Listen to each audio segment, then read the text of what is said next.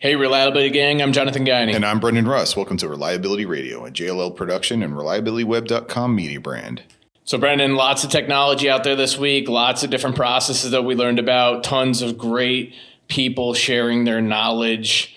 One of the things that we always struggle with, though, is speed to value. Actually, that's the theme of this year's IMC. So we're down here at IMC25 this year, and the concept and theme of this entire conference is the speed of reliability.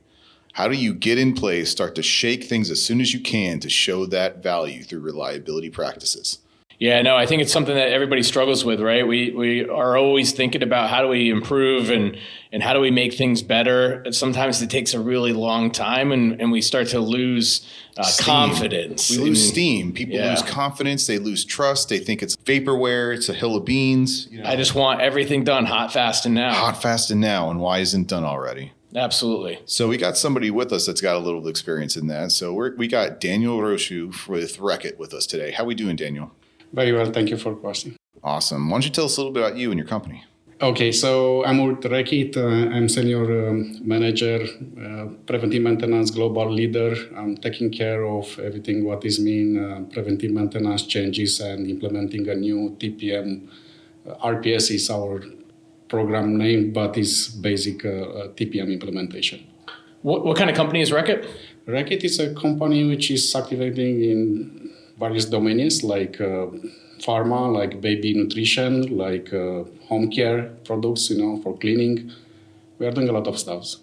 So as we just said, with like the concept of this, of our conference here at IMC this year is the speed of reliability. So what have you been seeing out there about people's attitudes and expectations to when you develop those TPM programs and drop them in place? At the beginning, it's everybody is very open and he's enjoying this, but people they have the expectation like that to deliver very fast, which is not happening. These kind of programs, they are a journey. We are talking about 4 to 6 years at least, to get at the end and to have that sustainability which everybody is looking for it.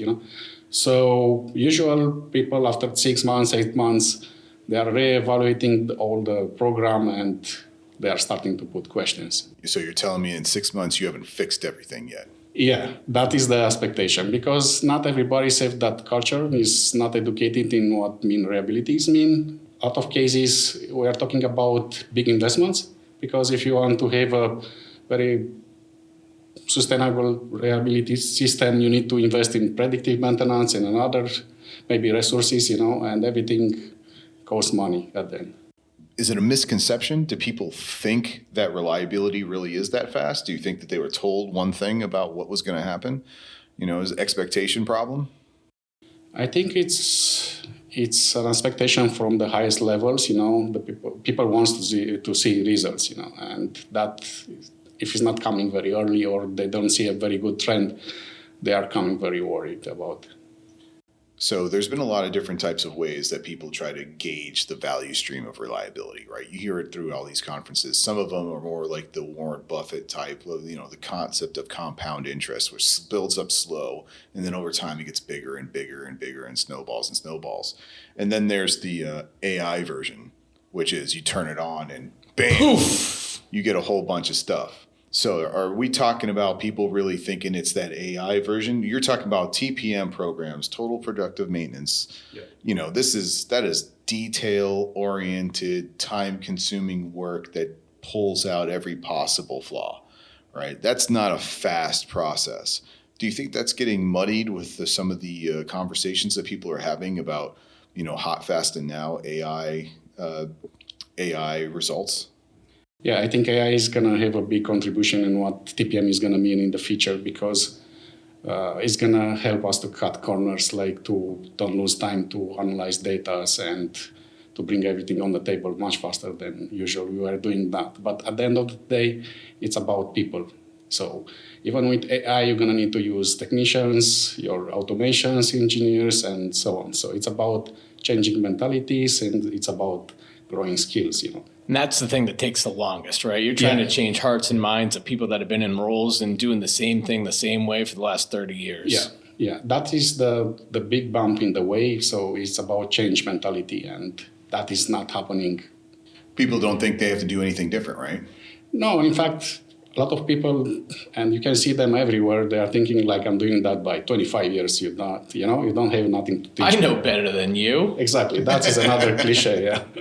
I'm going to keep doing the same thing I've been doing for the last 20 years, and I'm going to get a different result. Keep doing what you're doing. You're going to get what you got. Yeah, but all these ones during of the journey, I saw that, I lived that. So it's a transformation. It's taking time, but it's happened. At the end of the day, when you prove them the concept is working and it's make their life much more easier, they are coming, one by one. So how do you navigate that, right? I mean, obviously you're looking at a very robust program that takes a lot of effort and resources and time. Like how do you translate that to the C-suite to make sure that they understand that, or you show them the quick wins? Like what are you guys doing? It's about taking your time, explaining them, making some sessions, workshops, and explain them what each tool means, how that is going to help them. Because we are talking about a lot of like asset inventory, ranking equipments. But people that don't know what is happened after that, for what they're going to be used, how is that is really going to help them, like to improve the KPIs. So creating that base level foundational work that's going to underpin the rest of the journey. Yeah, I saw a lot of initiatives which they failed because the management, they don't took their time to train and to educate the people before even to socialize, what you want to do and to make that sure everybody is aware about at least what is going to come. Because you are talking about, so it's a learning model, which is 10, 20, 70, which is like 10, you're going to have 10% after your training. You're going to have 20 when you're going to do that with help, and 70% what you're going to do by yourself, So after the training, at least they're going to be aware about what is going to come, and they are much more open to do that, You got to take people with you. You can't just push this down on an organization. You got to get that everybody in a room, make sure that everybody understands what's happening, listen to them, make changes. It has to be built with them, right? You're not going to build this on yourself in your corner. Otherwise, everybody will say, that's cute. Thank you for doing that today, but this is what I want to do, right? You got to work together. Yeah, so I think depends on what is your audience, because you're going to have different, I saw trainings which they are developed for all the structure, the same training, which is, if you ask me, wrong, If I'm talking with management, probably I'm going to present them a different material than I'm going to go to some technicians, because they're not going to buy in if they're going to see some KPIs, They want to see that. They want to see what is the benefit for them, at the end of the day. Okay, they're going to say, I'm going to do that, that, and that. How that is going to help me, like, to go home, not so tired like today, What's in it for me? How's this going to help me do my job, get through the day?